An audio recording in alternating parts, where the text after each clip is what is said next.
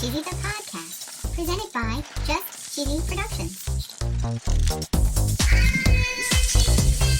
Hi there, I'm your host Fondue. I'm Cheesy. In this week's episode, we're going to celebrate National Cheeseball Day. My special day. That's right. We're going to talk about cheeseball history, a couple of gigantic balls of cheese, a cheeseball club, and a place where you can buy a mix to make a ball of your own. Wow. And we're going to tell a cheesy joke. Stay tuned for Mammoth Cheeseball on Just Cheesy, the podcast.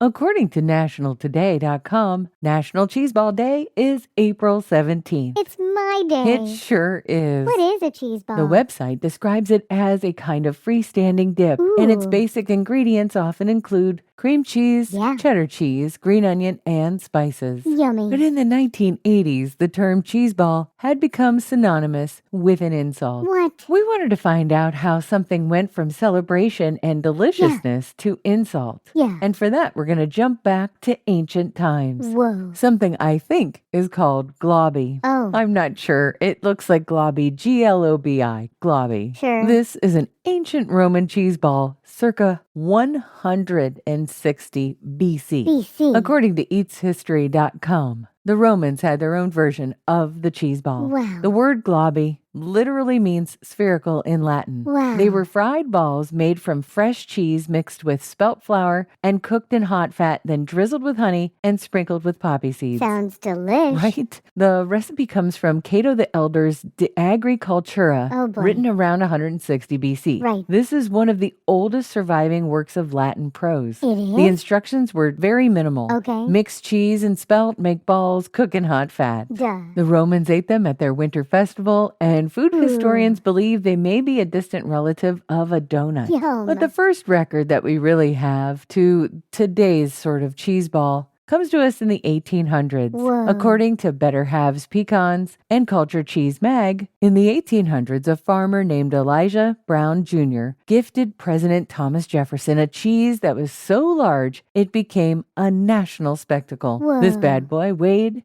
1,235 pounds. 1235. That's right, 1,235 pounds. It was called the Mammoth Cheese. Yeah. And it was reportedly displayed at the White House for 2 years. 2 years. I don't think you understand how important this cheese ball was. No. The cheese ball was so large that it literally changed American English language. What? Let that sink in. Whoa. This cheese ball was so awe-inspiring, according to Greenfield Recorder, that it marks the first recorded use of the word mammoth as an adjective in American English. Holy cow. This was born from a nationwide fascination with prehistoric bones being discovered in the New World at the time. Whoa. There was even a poem written by Thomas Kennedy called An Ode to the Mammoth Cheese. Whoa. And this next one isn't quite a cheese ball, but it is mammoth. Wow. Andrew Jackson had a party. Oh. His supporters thought that he needed an even bigger cheese. Who In doesn't? 1835, Colonel Thomas Meacham of Sandy Creek, New York, crafted a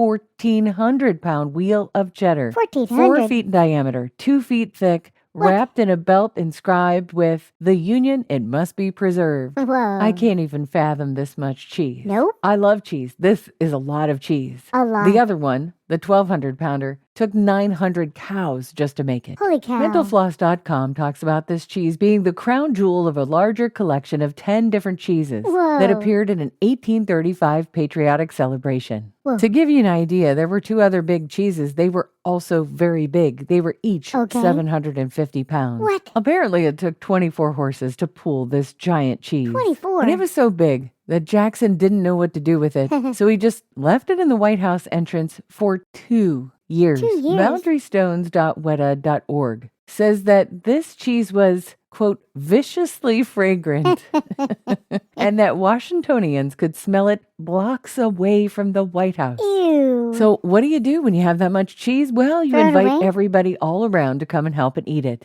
So the Oh. people in Washington did just that. They didn't miss the chance to help consume it. And the Ew. rumor goes that the party was so crowded that people who could not fit through the doors were climbing through the windows. There was Whoa. a crowd of 10 10,000 people. 10,000. They took turns eating pieces of it and taking away large hunks with them. Whoa. And in only 2 hours, the 1,400-pound wheel of cheese had been demolished. Whoa. They say here, and I quote, "The air was redolent with cheese, the carpet Oh. was slippery with cheese, Ew. and nothing else was talked about at Washington that day." Slippery with Yeah, cheese. slippery. Ew. According to Snack Stack, there was an aftermath to this big old block of cheese. Yeah, The duh. next president, Martin Van Buren, Yeah? he had to rip out the curtains in the Oh. cheese room and have all the walls sanded and whitewashed. Whoa. And he also banned food at all future White House public functions. Good call. Big hunks of cheese are not sponsors, but if Nope. they were, their ad would go right here.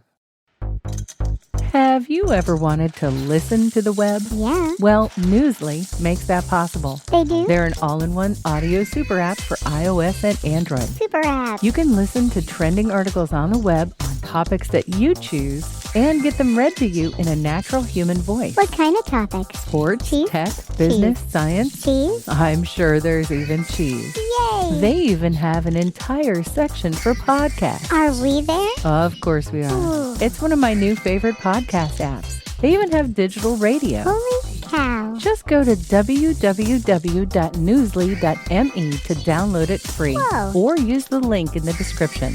If you use the promo code CHEESY, Cheesy. that'll get you 1 month free premium subscription. Yay, Newsly. Now, back to the podcast.